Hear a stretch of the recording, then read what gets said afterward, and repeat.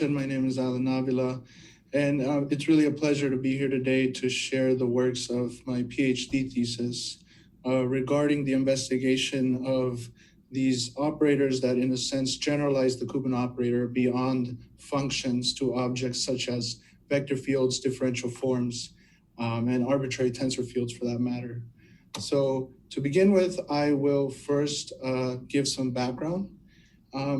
To do so, I will start by introducing some very important differential geometric concepts that will be necessary for the talk. So no dynamical systems yet. And what I want to remind you of is the notion of pulling back a scalar function f under a mapping S from a space M to N, let's say. So not necessarily a dynamical system. And the idea here is you have a function defined on your space N, and you want to somehow leverage S to build the same type of object on M. This is done via the notion of a pullback denoted by this superscript asterisk here. The next concept I want to remind you of is that of the Lie derivative of a scalar function f, denoted like such, said to be along or in the direction of a vector field capital F, and it's defined by this expression here. Lastly, it's a well-known result in differential geometry that there is this nice relationship between the pullback of the flow, or the pullback under the flow of the vector field F, and the Lie derivative in the direction of the vector field F. And what I want to say at this point is that if S here was, let's say, a dynamical system, you can see that the Koopman group of operators could equivalently be called the pullback group of operators. You'll recognize that the Lie derivative is exactly the infinitesimal generator of the Koopman group. And this relationship here is essentially stating that, except it's a result in differential geometry. And the reason I bothered to go through all of this is because this is the fundamental picture that we will rely on to make the jump beyond a standard Koopman operator on functions to something more general. So now I sort of want to bring the dynamical systems back into the picture and explain first just the most general setting that you could find yourself in, and then I'll hone in on what exactly this talk will be, the setting this talk will be taking place in. So at least you would want to consider a vector bundle over some base space B. It should be at least a metric space, let's say. We'll think of, let's say, the circle here highlighted in red. You'd want a dynamical system denoted ST on the base space B, and a vector bundle map, let's say S hat, that is generating some dynamics on the vector bundle, which is denoted here by these arrows. Of course, they should be compatible with each other, or in other words, the vector bundle map should cover the base dynamics, which this relationship is essentially telling you that you can pick a point here in the vector bundle, flow with the vector bundle map, and project down. And that would be the same thing as if you picked a point, first projected, and then float along the dynamics on the base space. All right, well, in this setting, you can put a fencer on this vector bundle, which introduces a norm on every fiber. And in this setting, the space of sections of this vector bundle, which I will denote by gamma V, becomes a Banach space under this norm right here. And now you will see that very naturally, this vector bundle flow will induce a group of operators on the space of sections via this operation here, which I will describe a little bit more in the following slides. So the typical setting and the setting in which this talk will take place is the one where B is a manifold. The vector bundle will either be the tangent bundle, or the cotangent bundle, or exterior powers thereof. The vector bundle flow will be given by the flow of the dynamical system and its tangent map. And the space of sections will, of course, be either the space of vector fields over the manifold denoted like such, or the space of differential K-forms denoted like such. And I'd like to point out that prior work exists on some of these operators dating back to as early as Mather in '68 and others throughout the years. And these are just various names that have been associated with some of these operators. So now I want to explain a little bit more as to what exactly is going on here with this operator, let's say on vector fields. So let's consider a continuous time dynamical system generated by a vector field capital F. Here is its flow along with the tangent map. And we want to define the pullback of an arbitrary vector field G under this flow. And you do so in this manner, and pictorially, I have a little cartoon here which tells you you want to pick a point X and flow it along the dynamics of F and evaluate the vector field G at that point. Then you will use the negative time of the tangent map to essentially pull that back to a new vector field. So the idea here is that this operator is acting on G of X and produces a new vector field from it, right? Similarly, you can define this for a differential one form like so, and I'm sure you guys will believe me that this is a well-defined notion for higher differential forms and arbitrary tensor fields for that matter. Next, I want to introduce the notion of a Lie derivative for vector fields, and let's say just a one form. In the vector fields case, this is exactly what is referred to as the Lie bracket of two vector fields, given by this expression here. For a one form, the expression is, at least the first part, is very similar to the standard Koopman generator, except you get this extra piece appended since alpha is not a function anymore, but a one form. And this Lie derivative is also well defined for higher order forms and tensors. Lastly, without much surprise, there's a well-known result in differential geometry that says that this relationship between the pullbacks under the flow and the Lie derivatives in the direction of the vector field holds. And if we interpret that in an operator theoretic language or semigroup language, that is saying that the Lie derivatives on vector fields forms also generate a strongly continuous group of operators. So now that I've sort of given you a background at a very high level and introduced these operators, I want to share some of the results I've been able to generate. The first one deals with connections between the various operators.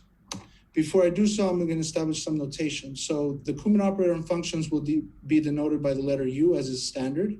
The operator on vector fields will be a capital V. On forms will be a capital W. I will use psi as an eigenfunction, bold phi as an eigensection, and eigensection will be synonymous with eigenvector field. Bold alpha will be an eigenform. In all the cases, lambda will be an eigenvalue, and to distinguish which operator it is an eigenvalue of, I will append a superscript here, which should tell you, for example, lambda is an eigenvalue corresponding to W, and so on. So I hope this is clear.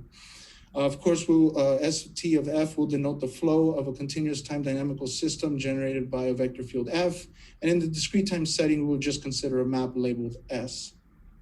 So the first result I have is concerned with the situation where you have found an eigenfunction psi I and an eigensection phi j of a dynamical system, and you consider the Lie derivative of that eigenfunction in the direction of the eigensection. And you can show that this is again an eigenfunction of the Koopman generator at the sum of the eigenvalues e to the sum for the group.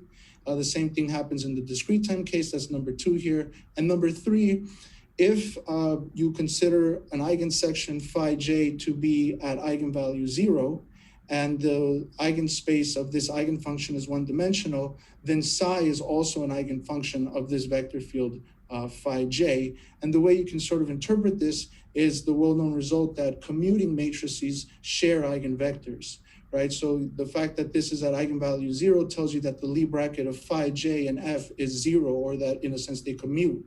And thus it's not surprising that they will share some eigenfunctions. This result is the exact same result, just tells you that if you replace an eigenfunction with an eigen k-form, the same 3 results are going to hold. The next is concerned with the situation where you found an eigen k-form, let's say alpha j, and an eigensection phi I, and you want to consider the interior product of the two. Well, this will result in an eigen k-1 form at the sum of the eigenvalues, or e to the sum for the group. And the same thing happens in the discrete time case, you just get the product. So now I want to move on to describe some of the algebraic and differential topological properties that eigensections and eigenforms may possess. I'll start with the operator V. And of course, here the correct algebraic structure to consider is the Lie algebra structure that the space of vector fields enjoys. And what we can show is essentially that the set of smooth eigensections forms a Lie subalgebra of this Lie algebra of vector fields. Specifically, if you have 2 eigensections, phi I and phi j, then their Lie bracket is also an eigensection at the sum of the eigenvalues, e to the sum of the eigenvalues for the group. And the same thing happens in the discrete time case, you just get the product. Of course, there's nothing to prevent you from taking, let's say, iterated commutators of these eigensections. We'll denote, an expression like this by this symbol here. And what you can show is that this expression here is also an eigensection at this eigenvalue. The same thing happens in the discrete time case. You just replace the sums with products. So I'll move on now to the algebraic properties of W. Here, the appropriate algebraic structure to consider is the entire exterior algebra, denoted like such, of the manifold M. This is essentially this direct sum of functions, one forms, all the way to top degree forms. We'll denote by A sub U the subset of eigenforms that belong to the exterior algebra, and what you can essentially show is that they form a monoid and also satisfy differential algebraic properties. What this translates to is the following, that the wedge product of two eigenforms alpha and beta is also an eigenform at the sum of the eigenvalues, and that the exterior derivative of an eigenform is also an eigenform. This is for the generator and the groups here. Lastly, I will point out that unlike functions in the standard Koopman operator case, differential forms and vector fields, in addition to being a vector space, an exterior algebra, a Lie algebra, they are also a module over functions. And this allows you to essentially take an eigenfunction psi I and multiply it to an eigensection phi j or an eigenform alpha k, and the result will also be an eigensection or eigen k form at the sum of the eigenvalues. And the same thing happens in the discrete time case, you just take the product, of course. So I believe this concludes the algebraic properties. Moving on to the differential topological properties. The setting here is one in which you have two dynamical systems, one generated by a vector field, let's say F on the space M, another generated by the vector field G on the space N, and there's a diffeomorphic conjugacy between the two systems. So it's known that Koopman eigenfunctions play nicely in the presence of topological conjugacies. And what we're able to show here is that if you have an eigensection phi I or an eigen k form alpha j on the space N, so the dynamics here on the right, then they will also pull back to eigensections and eigenforms on the dynamics of M. And this is a nice property to have. If, for example, in the situations when M is a nonlinear dynamical system that you can conjugate to a linear one, this is the contents of the Hartman-Grobman theorem, Poincaré and Serberg linearization theorems. In that situation, I don't have time to share these results with you, but we have been able to explicitly describe how to compute eigensections and eigenforms of a linear system. So I'll just have you believe me that we can do it. And it'd be nice to know that we can pull them back to eigensections and eigenforms of the fully nonlinear dynamical system. So everything up until this point, you can sort of tell me, okay, this is nice, but so what? And I mean, so what in terms of the dynamics, right? I haven't really told you how studying or finding eigensections and eigenforms can give you information about the underlying dynamics. And that's what the next following results are about. Now I will talk about Eigen distributions, and here the word distribution is meant in the differential geometric sense to be the span of a set of vector fields, namely a subbundle, the tangent bundle, and I'll talk about when they're integrable and the foliations that arise thereof. So here's our first result, which is specific to a uniformly hyperbolic system.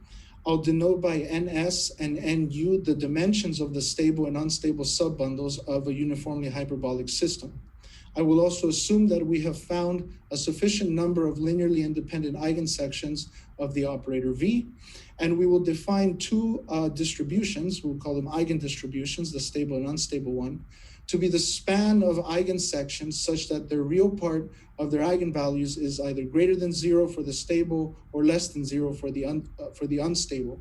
And what we can show here is that these eigendistributions are in fact involutive, and by the Frobenius theorem, they are guaranteed to be integrable and tangent to some foliation of the state space. Now, I'll just remark here that the existence of these invariant foliations is not a contribution of result. Of course, this is well known since the time of Arnold, Sinaï, perhaps even before then. And at the time when I was working on my thesis, I was not aware of the results from Haro and Yave. But spectral characterizations of the tangent bundle splitting are also known prior to this result. I will say one contribution is perhaps showing that these are integrable and give rise to foliations. So one thing that I have not been able to find in the literature, and please point it out if you know of such results, is how to obtain these foliations. So prior works shows the existence of these foliations, spectral characterizations of these tangent bundle splittings, but nothing is rather constructive in the way of how to get your hands on them.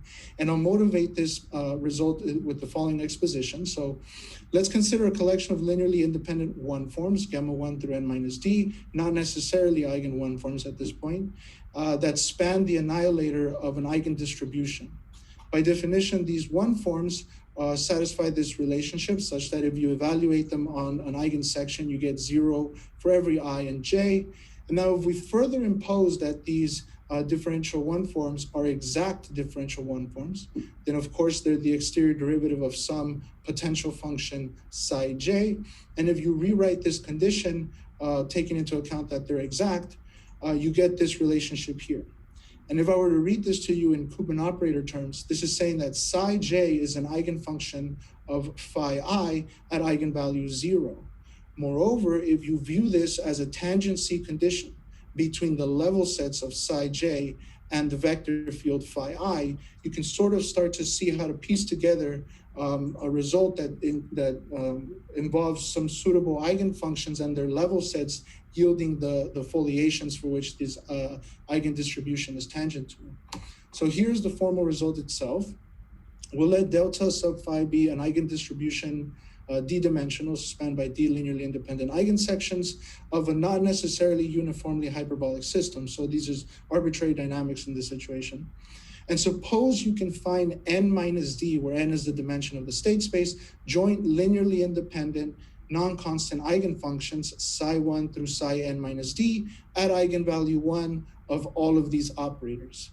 So to repeat that, psi 1 is an eigenfunction of every single one of these vector fields. So is psi 2, so is all the way up to psi n minus d.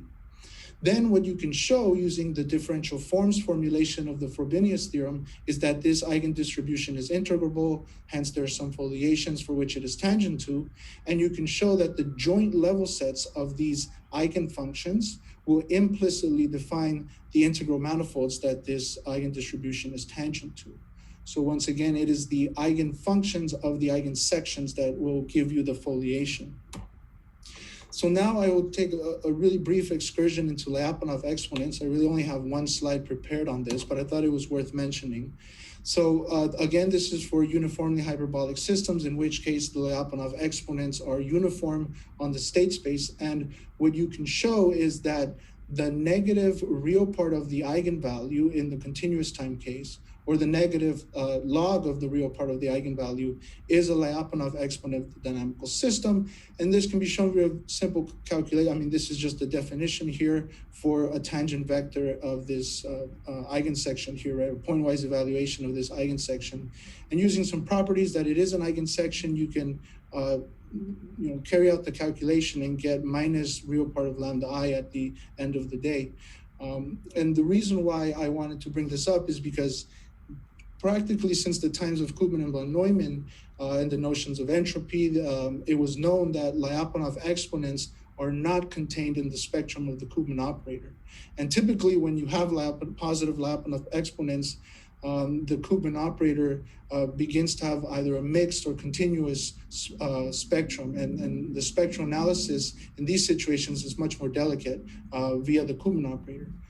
What this is showing is that if you extend your horizon to operators on vector fields and forms, you can recover the Lyapunov exponents spectrally. So now I'll get into the applications that I've sort of prepared for this talk. The first one is an application to differential geometry, so no dynamical system per se. We will consider two vector fields f and phi. This will denote their flows. And the result's saying that all of these are equivalent, but I want to draw your attention to number 1 and number 4. And specifically, I want you to substitute lambda equals 0 at first. So this is going to say that f and phi commute. That's what number 1 says. And if you set lambda equal to 0 here again, e to the 0 is just 1, and 4 is going to say that their flows commute. So this is the well-known result in differential geometry, that the flows of commuting vector fields commute. Now, what I've been able to show is that we can generalize this a little further to say that the flows of not necessarily commuting vector fields will also commute, so long as 1, they are eigensections of each other, so that's this first condition here, and 2, the flow time is appropriately rescaled according to the eigenvalue, and that is what 4 is telling you right here. Now, as I mentioned, I can compute eigensections very easily for a linear system. So I'll generate a random two-dimensional linear system, and I will compute its eigensections. On the left here, I will attempt to commute the flows of its eigensection at eigenvalue 0 and the two-dimensional linear system. So this is guaranteed to commute by the standard result in differential geometry. Now on the 2 panels here in the middle on the right, I'm going to pick an eigensection that has a non-zero eigenvalue. In the middle, I won't apply the rescaling of the flow times, and on the far right, I will. And you will see that as I fast forward through this movie, if you apply this rescaling of the time shown here, the flows will commute, even though the vector fields themselves don't commute necessarily, but are still eigensections of one another. So this is a generalization of a result in differential geometry.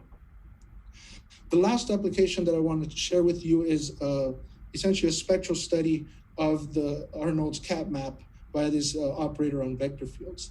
So the cat map is a very interesting dynamical system. It's well studied. It's known to be ergodic, mixing, measure preserving, and uniformly hyperbolic. As such, the Koopman operator has a purely continuous spectrum, or in other words, there are no non-constant eigenfunctions. And of course, constant eigenfunctions aren't really going to tell you much about the dynamics. It's also known that there exist invariant foliations associated with the cat map. And what I want to propose now is, like I said, is a spectral study of this map via the operator V.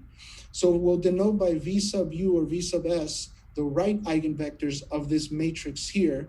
U and S means unstable and stable, corresponding to the eigenvalues whose magnitude is greater or less than 1. And the eigensection here I will show you is the constant vector field who at every point in the phase space points in the direction of, let's say, the unstable eigenvector. So if you take that constant vector field and apply the operator to it, you're going to see that at the end you get 1 over lambda u times vu, where this lambda is an eigenvalue of this matrix here. Now at this point, I would point out 2 things. We found one eigensection in a 2-dimensional state space. So if you recall our theorem regarding how you can find foliations, that means we just need to find one eigenfunction of this vector field. That's what we'll proceed with here.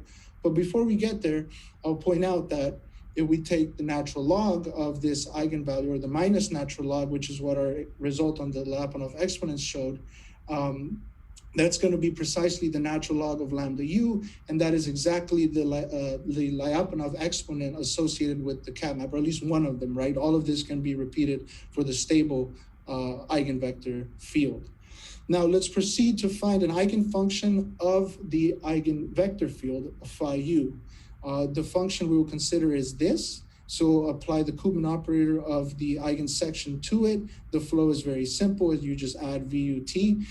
This can split. This will drop off, as this is a product between right and left eigenvectors. So this W here, as you might have already guessed, is a left eigenvector of this matrix here.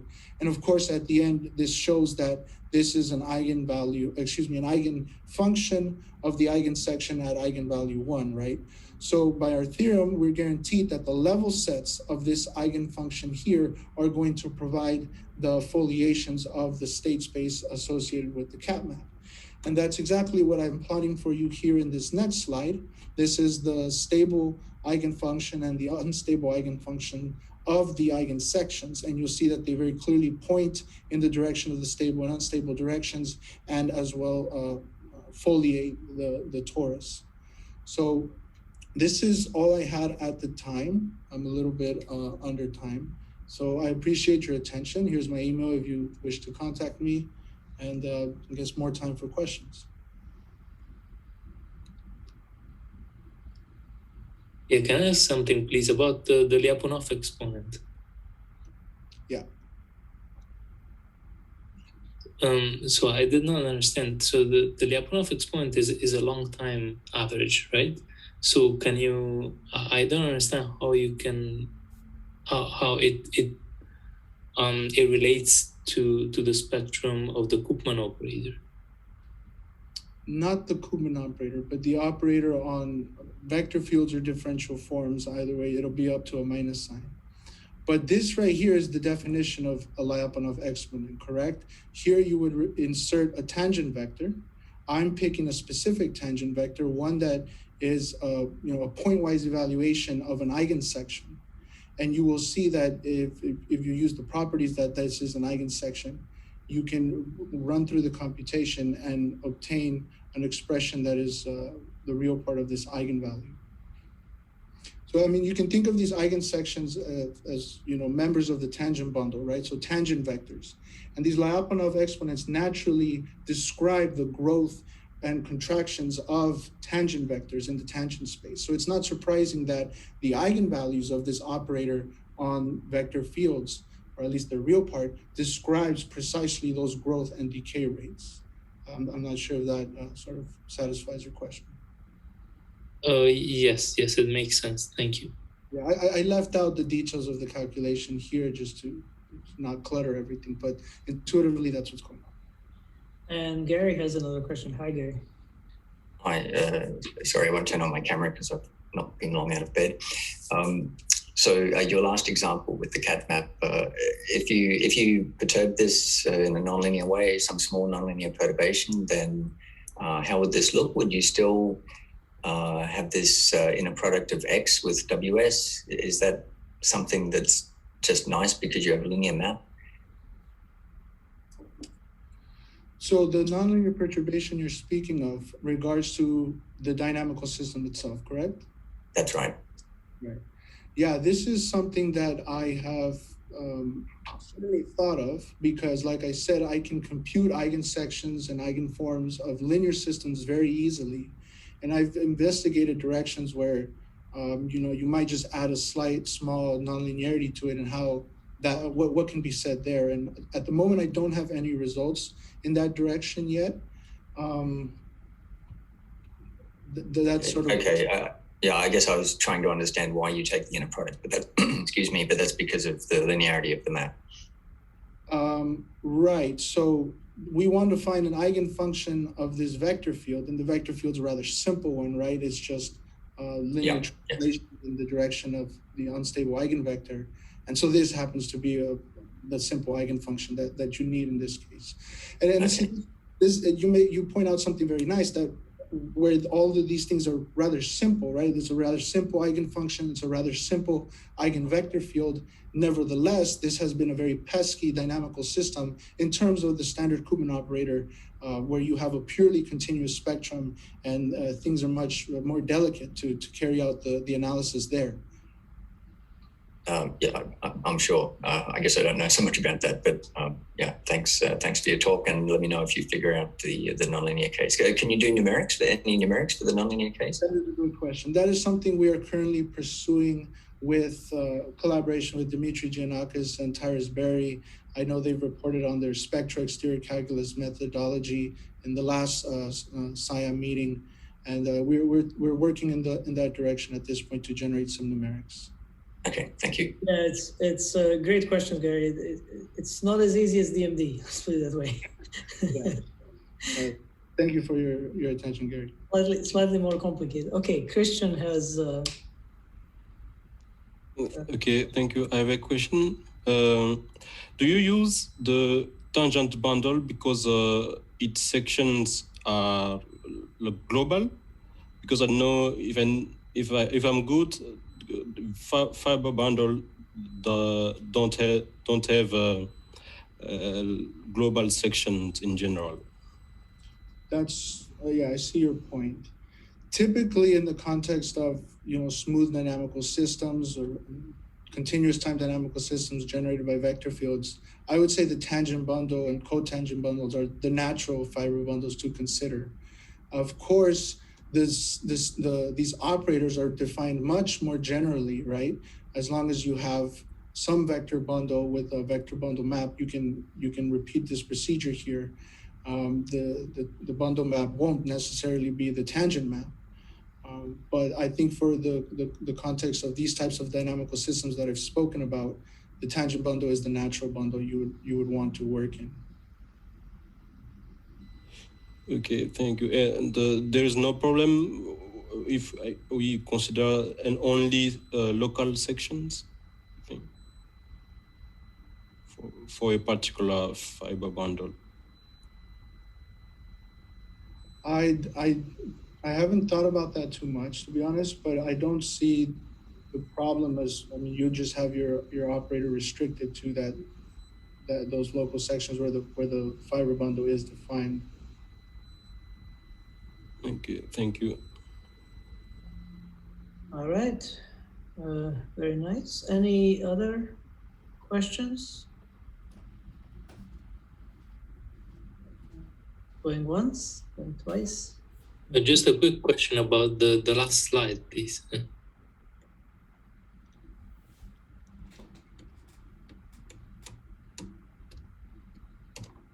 Yes. Yeah, before that, yes, the slide before that. What space of function are you taking the phi from? That is a good question. So there's two steps here, right? There's first finding the eigenvector fields and what space of vector fields you're working in. I would say smooth vector fields here suffices. This is even a continuous vector field, right? The eigenfunctions, that's something so I'm answering your question a little more generally. If you're working in the space of smooth vector fields, does that necessarily require you to find smooth eigenfunctions of that vector field, or can you reduce the regularity? That's a very interesting question that I want to pursue moving forward. But at this point, this is just natural that this is the eigenfunction associated to this very simple vector field, which at this point you can see it's just simply a continuous function. Okay, thanks. All right. So